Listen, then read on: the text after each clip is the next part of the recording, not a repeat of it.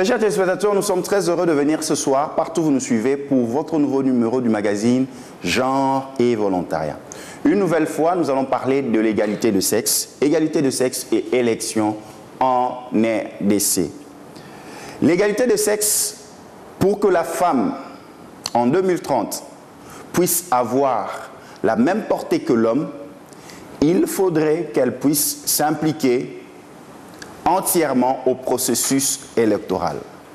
Le président Séni l'a parlé, M. Colin Nanga l'a expliqué, leurs préoccupations pour la femme dans le processus électoral. Le gouverneur de la ville, André Kimbuta Yango, son Excellence, l'a aussi expliqué. Et ce soir, nous recevons pour vous Madame Madeleine Andeka Olongo, du cadre de concertation nationale des organisations de la société civile pour parler égalité de sexe et élection en RDC. Bonsoir Madame Madeleine Andeka Olongo. Bonsoir Monsieur le journaliste et merci. Merci d'être le nôtre sur ce plateau ce soir pour échanger sur la question des élections, mais pas de n'importe quelle manière, mais par rapport à la participation de la femme. Par rapport au thème, lorsque l'on parle égalité de sexe et élection en RDC, qu'est-ce que cela représente? Merci beaucoup, monsieur le journaliste, pour la question. Quand on parle égalité des sexes et élection, on parle d'accorder les mêmes chances aux hommes et aux femmes pour qu'ils puissent participer au mieux aux élections. Il faut accorder les mêmes chances aux hommes et aux femmes pour que les unes et les autres se fassent élire dans les mêmes conditions, dans le même environnement, leur donner les mêmes chances pour que, au finish de notre démarche, nous, en tant que femmes, nous puissions retrouver une proportion assez élevée de femmes par rapport à ce qu'on a aujourd'hui. Monsieur Cornel Langa, qui est le président de la Commission électorale nationale indépendante, l'a expliqué, le souci que la femme participe au processus électoral en RDC.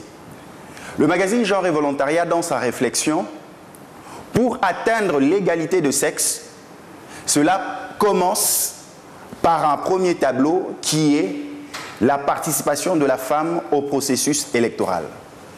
Il y a de cela quelques semaines que le processus d'enrôlement, l'enrôlement a débuté dans la ville-province de Kinshasa. Et là, nous voulons susciter la femme à s'impliquer dans ce processus pour dénoncer les violences, pour écarter les violences basées sur le genre, afin qu'elle puisse porter sa voix, parce que la femme a un capital, la femme a une expérience à porter devant la scène socio-économique et politique de notre pays. Mais comment cette femme peut porter sa voix si, dans le processus électoral, elle ne s'implique pas suffisamment? C'est la raison pour laquelle nous sommes sur ce plateau avec Madame Madeleine Andeka Olongo, vice-présidente du cadre de concertation nationale des organisations de la société civile en République démocratique du Congo. Madame Madeleine Andeka Olongo, la toute première étape dans le processus électoral, c'est l'enrôlement. Effectivement, l'enrôlement a débuté. Mais la femme, elle a beaucoup de préoccupations. La femme doit entretenir la famille et surtout si elle est encore dans une entreprise, ça pose problème.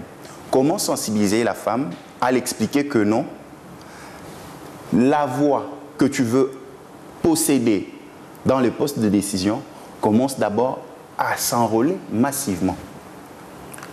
Merci pour la question. C'est un défi. D'après les statistiques de la CENI, jusqu'à ce jour, nous avons, pour les personnes enrôlées, nous avons 48% des femmes. Donc la proportion est encore faible.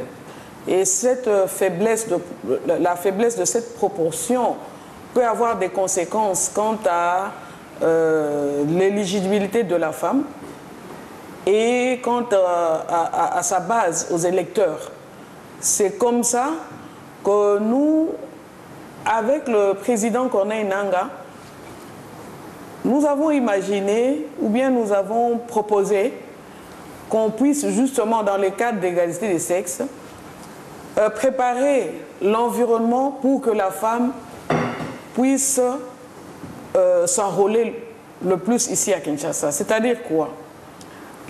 Au niveau de la CENI, on a pris des dispositions en tenant compte de toutes les réalités de la femme pour lui faciliter, au fait, l'accès au bureau d'enrôlement, pour qu'on ne prenne pas beaucoup de temps et pour vraiment l'aider à ce qu'elle ne puisse pas dire non, ça traîne, non, ceci ou cela.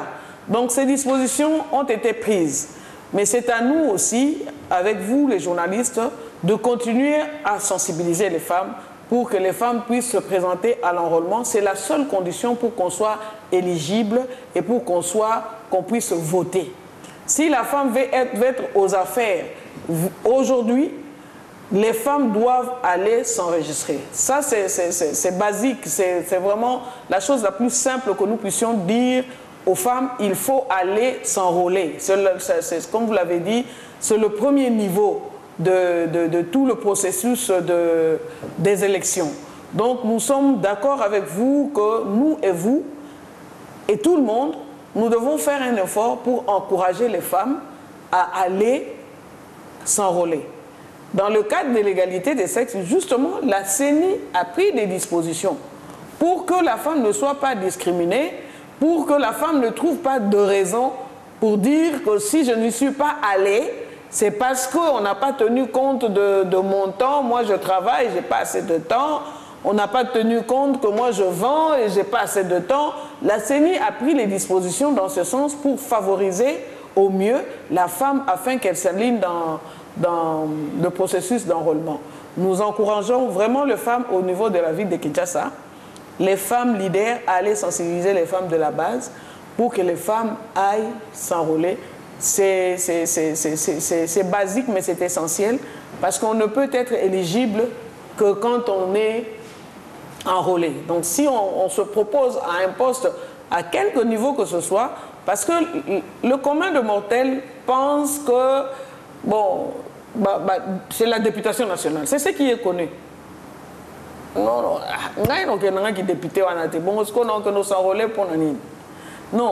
là, l'enrôlement, c'est tout le processus électoral à tous les niveaux, parce qu'il y aura des élections au niveau local. Au niveau local, c'est-à-dire au niveau de la commune. On a besoin de conseillers au niveau de la commune. On aura besoin de bourgmestres au niveau de la commune. Donc, déjà, les femmes doivent se préparer à ce niveau-là à aller se présenter aussi. Donc, on quitte le niveau national, on voit le niveau provincial et on voit le niveau local. Donc, au niveau local aussi, les femmes peuvent postuler. Donc, nous avons besoin de toute la masse féminine pour que nous puissions être rassurés qu'au niveau de chaque élection, il y aura des femmes. Et le travail, vous et nous devons le faire et continuer à le faire.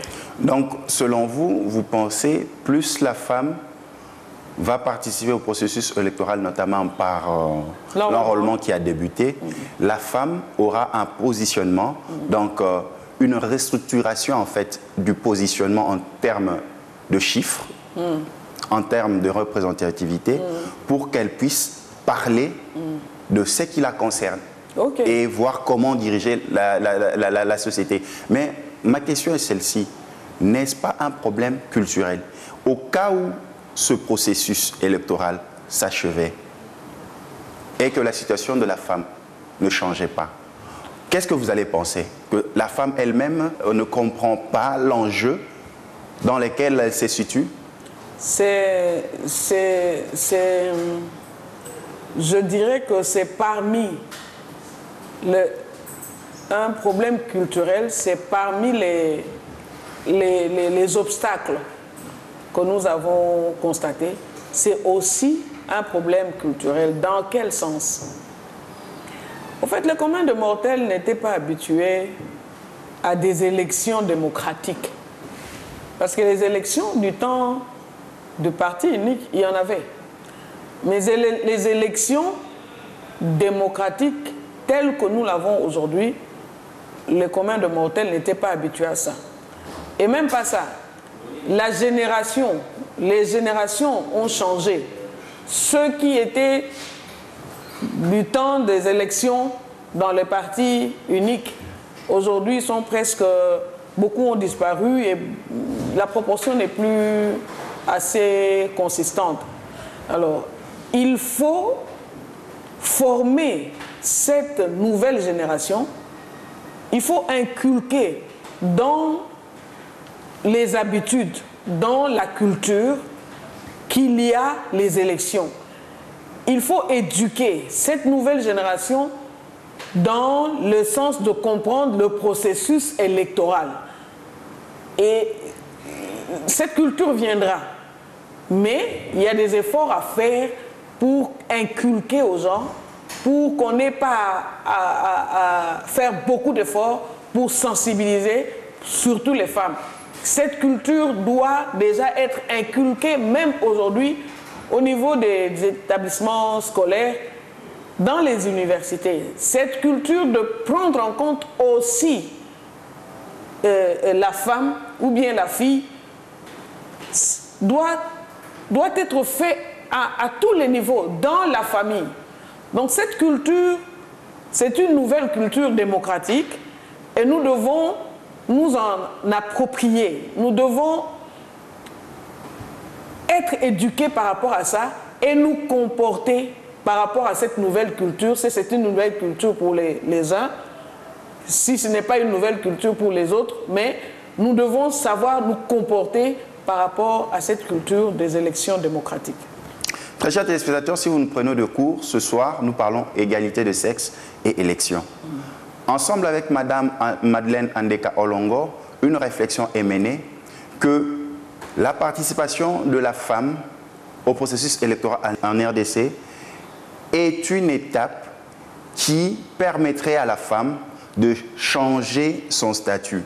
Pourquoi? Grâce à l'enrôlement et grâce à ces différentes candidatures, à différents niveaux postes de candidature, la femme pourra porter sa voix, parler elle-même de son problème, sensibiliser d'autres femmes.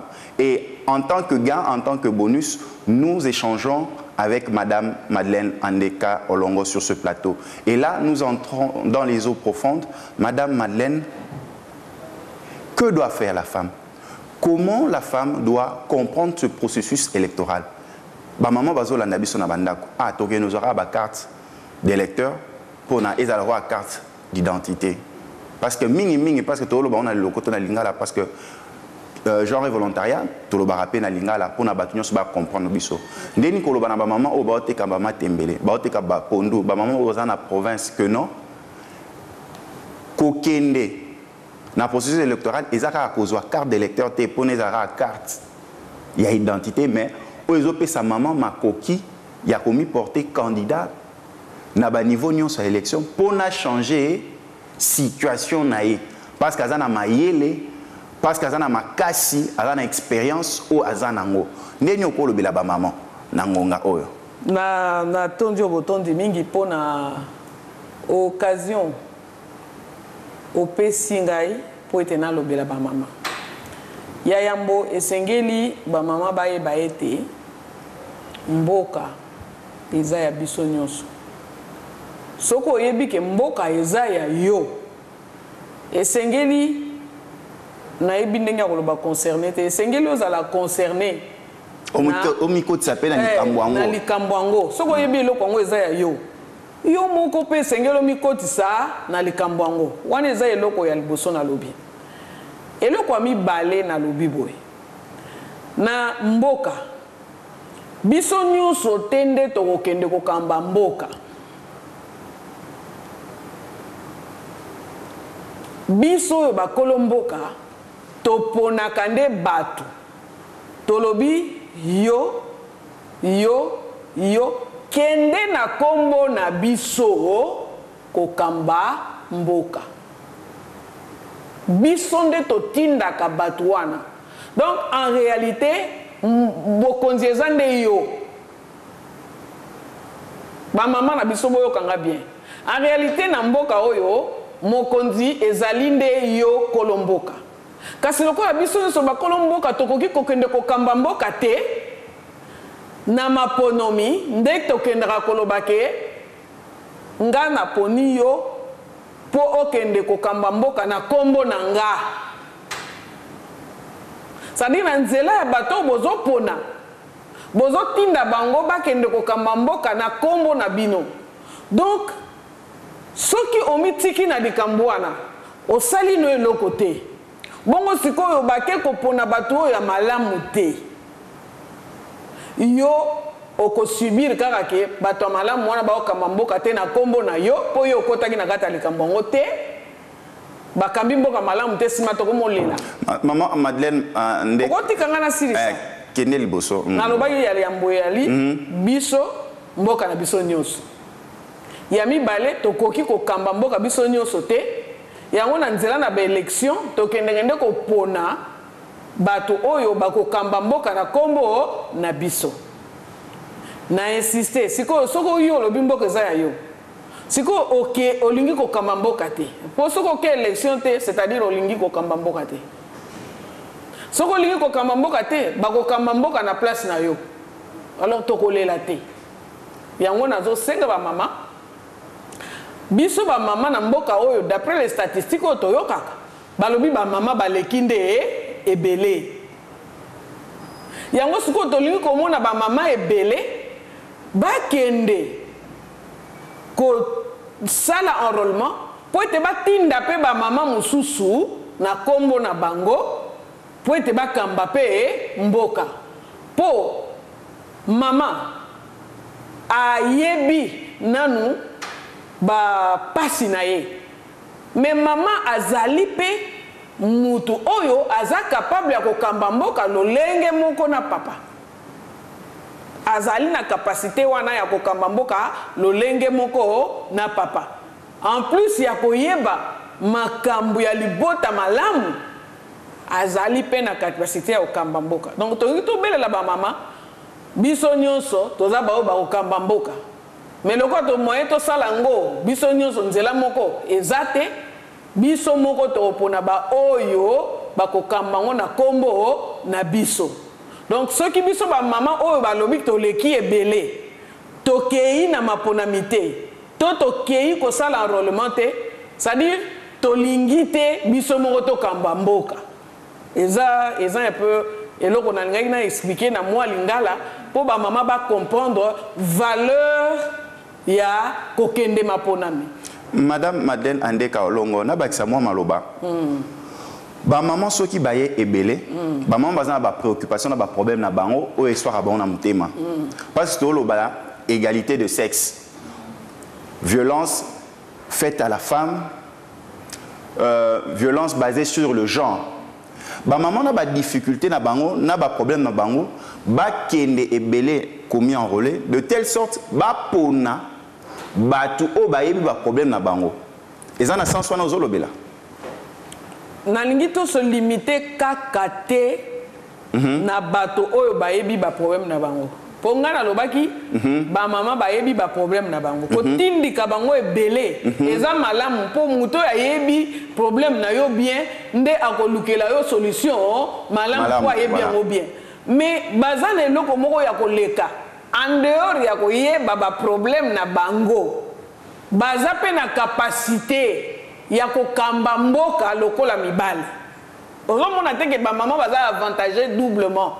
Donc en dehors ya ko maîtriser makambo o ezoko préoccupation spécifique o etali ba maman, mais baza suna ba capacité oyo ya gestion ya kokamba mboka malamu. Nan boyoka te na ba mboka mususu bazoloba ke na makambo nyonso etali finance so botie moi si bolali pomi. C'est des expériences qui sont vécues na Abidjan ba c'est devenu classique. Hein? Mais Madame Madeleine Andeka, là nous revenons en français. Sur le plan culturel aussi, sur le plan spirituel aussi se pose un problème. Je ne citerai pas de nom. Il y a des églises reconnues où la femme n'a pas le droit de tenir tête à l'homme. Et grave même, la femme n'a pas le droit d'avoir un travailleur homme l'homme chez lui, malgré qu'il paierait ses travailleurs par son propre argent. Pourquoi? Parce que sa religion ne permet pas que la femme puisse dominer sur l'homme. Et il y a des statistiques qui le démontrent. La plupart des jeunes femmes qui terminent leurs études, avant, quand elles étudiaient à l'université, elles pouvaient faire ses affaires, avoir des relations, mais juste quand elles se marient, c'est fini. Elle n'a même plus la capacité de trouver de l'emploi. Pourquoi? Mon mari d'abord. Malgré que l'État a fait évoluer les choses, mais elle reste dans ce carcan. Vous ne voyez pas déjà avec ces éléments-là, ça va à l'encontre, à favoriser une grande participation des femmes au processus électoral, leur permettant de se choisir des personnes qui comprennent leur situation. Qu'est-ce que vous pouvez dire par rapport à ça? Merci beaucoup. Je ne m'étendrai pas sur la spiritualité, hein, mais globalement, oui. Je dirais que l'élément, parce que tout ça, ça entre dans le cadre culturel. Voilà. L'élément culturel, les obstacles culturels pèsent beaucoup sur l'épanouissement de la femme. C'est pour cela, d'ailleurs, que l'on parle de l'égalité de sexe. Si on parle de l'égalité des sexes, c'est sur des constats qu'on a faits et probablement des constats culturels. C'est pour ça qu'on dit il faut donner les mêmes chances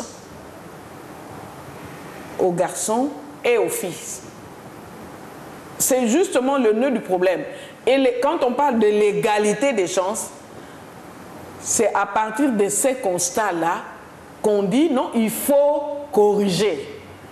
Et quand je dis qu'il faut éduquer, c'est à tous les niveaux. Il faut éduquer, il faut changer cette tendance. Il y a beaucoup de mécanismes qui ont été mis en place pour changer cette tendance et comprendre que la femme est, en termes des humains, a les mêmes valeurs que l'homme et est capable de la même manière que l'homme. Donc c'est tout un processus. Comme nous sommes dans le processus électoral, nous voulons dire qu'on peut être dans une église, mais on ne peut pas manquer à ses devoirs civiques. On ne peut pas manquer à ses devoirs civiques. Tous ceux qui sont dans les églises vont aller s'enrôler. On ne va pas vous demander là-bas, non, tu es marié. Non. C'est un devoir civique. Il faut aller s'enrôler. J'ai dit, on s'enrôle. Pourquoi? Pour que nous puissions déléguer. D'abord pour aller aux élections. Mais les élections, nous sommes en train d'aller déléguer les gens pour gérer le pays en notre nom. Donc que tu sois de quelle religion, de quel groupe, tu y es concerné dans la gestion du pays. Parce que si c'est mal géré, les conséquences ne choisissent pas. Hein. Si c'est mal géré, on est tous dans le même bateau, on coule ensemble. Et par rapport à la CENI, quelles sont les propositions pratiques que vous pouvez faire à la CENI pour faire de ce processus électoral un élément favorable à l'émergence de la femme par rapport à l'égalité de sexe? Je voudrais aussi féliciter la CENI quant à ce, parce que la CENI a pris des dispositions pratiques pour faciliter l'enrôlement de la femme. Si vous suivez le président Corneille Nangaa, il est en train de dire les dispositions pratiques pour faciliter l'enrôlement de la femme. Nous devons le féliciter. Mais ça ne doit pas se limiter là. Si nous voulons avoir beaucoup de femmes, une proportion élevée au niveau du Parlement, au niveau des assemblées provinciaux, au niveau des communes, il y a en dehors de toutes les dispositions pratiques qui ont été faites par rapport à l'enrôlement, il y a la loi électorale qui doit nécessairement être modifiée dans certains articles. Je prendrai par exemple l'article 13. Allez-y. J'ai ici la loi modifiant et complétant la loi numéro 06/006 du 9 mars 2006 portant organisation des élections présidentielles, législatives, provinciales, urbaines, municipales et locales, telles que modifiées par la loi numéro 11/003 du 25 juin 2011. Je voudrais vous rappeler que les femmes, en 2011, avaient mené un lobbying qui n'a peut-être pas abouti, mais nous continuons. Et je crois que cette fois-ci, le président Corneille Nangaa nous a rejoints pour qu'on puisse modifier cet article dans son alinéa 3 et 4. L'alinéa 3 est très bien énoncé. C'est l'alinéa 4 que nous voulons qu'on puisse modifier. L'alinéa 3 dit ceci. Chaque liste est établie en tenant compte de la représentation paritaire homme-femme et de la promotion de la personne handicapée. Écoutez l'alinéa qui suit. La non-réalisation de la parité ou la non-présence d'une personne avec handicap ne constitue pas un motif d'irrecevabilité de la liste. Donc c'est dire une chose et son contraire. On dit, pour que sur les listes, il faut avoir une représentation paritaire et tenir compte des personnes handicapées. Mais tout de suite après, on dit, cela ne constitue pas un motif d'irrecevabilité de la liste. C'est-à-dire, même si sur notre liste, il n'y a pas les femmes, ce n'est pas un problème. Et par rapport à vous, quelle est la proposition, la meilleure proposition? Il faut qu'il y ait une contrainte ici. L'alinéa 4 doit faire ressortir une contrainte. Parce que l'alinéa 4, tel que c'est énoncé ici, efface déjà l'alinéa 3. Ici, il faut qu'on assortisse ça d'une contrainte. Si la liste ne nous donne pas, ne prend pas en compte les représentations paritaires, cette liste-là est irrecevable. Il faut qu'on parvienne à ça, il faut qu'on dise les choses telles qu'on le dit. Déjà dans la liste, il faut qu'il y ait l'énoncé de la parité. De la parité. C'est la Constitution qui le dit, c'est pas moi. C'est la Constitution qui le dit. Sur la liste, il faut qu'il y ait la parité. Mais ce n'est pas assorti d'une contrainte. Donc là, la liste qui provient des partis politiques. Donc on contraigne les partis politiques à tenir compte de la parité. De la proportion de la femme sur la liste. Et si... Là, vous parlez de la proportion 30% ou 50-50? Ici, on a parlé de 50-50. Ce n'est pas moi. Mais 50, dans 50. les mesures de mise en œuvre, dans la loi qui est sortie pour la mise en œuvre de la parité, on veut aller par étapes. On peut assortir ces contraintes.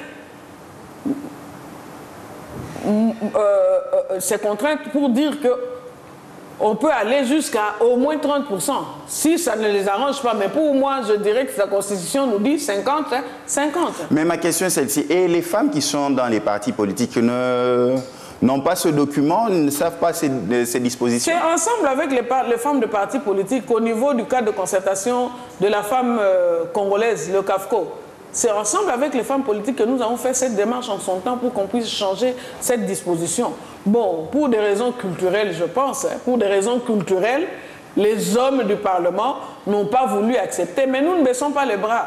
Nous disons, il faut changer cette disposition. Tant qu'on n'a pas changé cette disposition au niveau de la loi électorale, ben les listes viendront sans les femmes.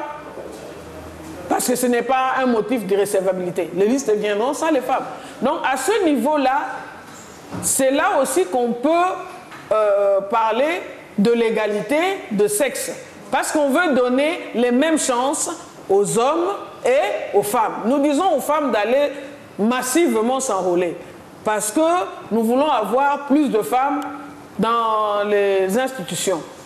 Nous voulons avoir plus de femmes. Parce que nous disons que les femmes connaissent mieux les problèmes sociaux des femmes, mais les femmes sont capables de gérer autant que les hommes.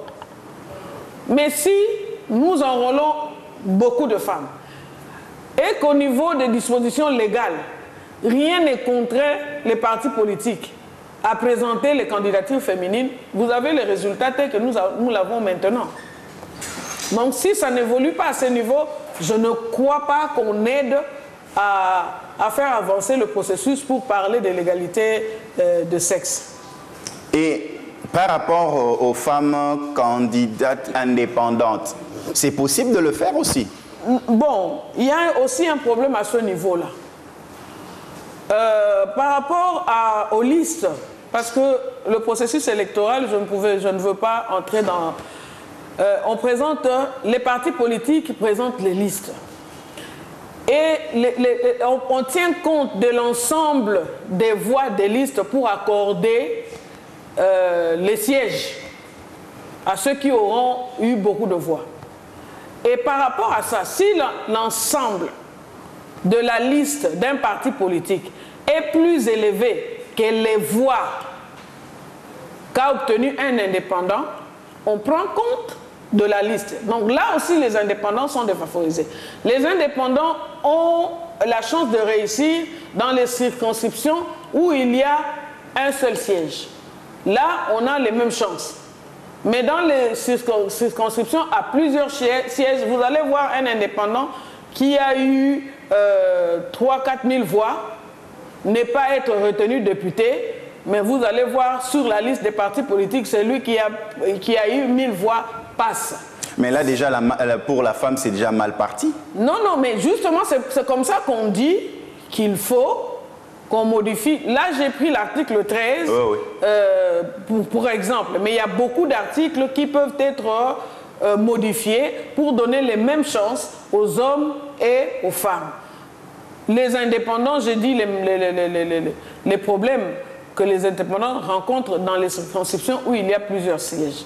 Mais si nous devons revenir à notre sujet, il y a encore d'autres articles qu'il faut modifier. Nous allons par exemple à l'article 116. Les députés nationaux sont élus avec 2 suppléants. Les suppléants sont colistiers du député. Je m'arrête là. Ici aussi, on peut modifier pour dire que les députés nationaux viennent avec 2 suppléants, les 2 sexes, femmes et hommes. Ça sera juste. Parce que si au niveau des suppléants, on n'a que les hommes, c'est-à-dire le député qui va partir, ce sera un homme qui va le remplacer. Et la députée, peut-être la députée qui va partir, se fera remplacer aussi par un homme. Il faut aussi donner la chance aux suppléants pour qu'on puisse aligner au niveau des suppléants le même nombre de suppléants, c'est-à-dire il y a 2, un homme et une femme. Vous comprenez? Donc il y a beaucoup d'articles ici où déjà, de par la volonté d'instaurer l'égalité des sexes, qu'on peut modifier pour donner les mêmes chances aux femmes afin que les femmes puissent prétendre à augmenter leur nombre au niveau des institutions. Donc au niveau du cadre légal, j'espère que quand on va aller déposer les projets de modification de cette loi par la CENI, on tiendra compte de tout ça. Madame Madeleine Andeka Olongo, c'est toujours un réel plaisir de vous recevoir sur ce plateau. Nous tendons déjà vers la fin de notre entretien. Mais que doit retenir la femme?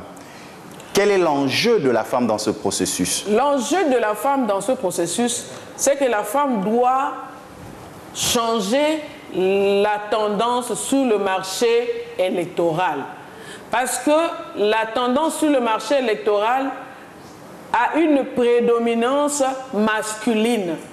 Et l'enjeu, c'est de rétablir les équilibres pour que ça ne soit plus une prédominance masculine, mais que ça soit un marché où on retrouve aussi un nombre élevé de femmes.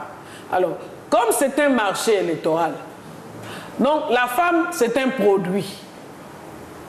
Et le produit doit être compétitif. Donc, la femme, pour se prétendre à se présenter sur ce marché électoral, doit être compétitive. Et pour être compétitive, il y a beaucoup de choses à faire en amont pour que la femme ait les mêmes chances au niveau du marché électoral que l'homme. C'est là que nous voulons interpeller, nous femmes, pour que nous puissions déjà travailler sur notre compétitivité. Le marché reste le marché. On ne va pas changer les principes du marché par rapport aux femmes. Les principes, on les change dès le départ pour nous accorder les mêmes chances. Mais sur les marchés électoraux, c'est la compétitivité politique qui compte. Et que fait le travail de votre plateforme en tant que société civile pour sensibiliser cette femme? Nous sensibilisons cette femme depuis toujours. Ce que nous sommes en train de faire là, nous sommes en train de sensibiliser les femmes. Et le volet sensibilisation, le volet interpellation, pas plus tard qu'il y a moins d'un mois, je ne sais pas si vous avez vu, en collaboration avec le PNUD, le CAFCO, qui est membre du cadre de concertation, avait formé les femmes leaders. On les a formées sur le leadership politique. On a identifié quelques femmes de la société civile qu'on pense être déjà matures pour qu'on puisse les aider à aller dans le monde politique. Et on a pris les femmes politiques. On a pris les femmes politiques dans beaucoup de partis politiques. On les a formées pendant au moins 5 mois pour leur donner tous les éléments afin que ces femmes soient compétitives. Mais ces femmes ont été formées. C'est à elles aussi d'aller chez les autres pour leur dire qu'il ne faut pas aller, comme on dit à Kinshasa, ngulu ngulu. Bakota terrain wana ngulu ngulu. Il faut m'y payer ça déjà ma chance est belle pour espérer. Donc, biso basi photos dans la solidaire. Tout à fait. Photo kabola oto yebi pour n'angoloba ke maloyo to kende en tenant compte il y a sa valeur ajoutée na biso. Madame Madeleine Andeka Olongo, c'est presque la fin, c'est déjà la fin de notre entretien. Un dernier mot sur ce que vous vouliez dire, peut-être vous avez oublié. Non, ma joie serait de retrouver des femmes capables et compétitives au niveau du marché électoral. C'est comme ça que j'inviterai les femmes à sensibiliser les femmes de la base, parce qu'on veut retrouver les femmes capables et compétitives au niveau de la base, au niveau local, au niveau provincial et au niveau national. Ce serait ma joie. Merci. Merci beaucoup, Madame Madeleine Andeka Olongo, pour avoir répondu à cette invitation de ce soir. Merci beaucoup. Merci, très chers téléspectateurs. Vous nous avez suivis partout dans le monde pour ce magazine. Merci à l'agence d'ANV qui accompagne ce magazine, Genre et Volontariat. Merci au soutien de l'honorable Clément Zaou. Merci à la grande équipe qui nous a assistés, Nova, Aristote, tous nos frères derrière la baie vitrée. Merci à la grande famille de Kin 24 qui soutient ce magazine et partout dans le monde. Kinshasa dans le monde à Kinshasa, vous êtes sur le reflet de Kinshasa. Ciao, à la prochaine.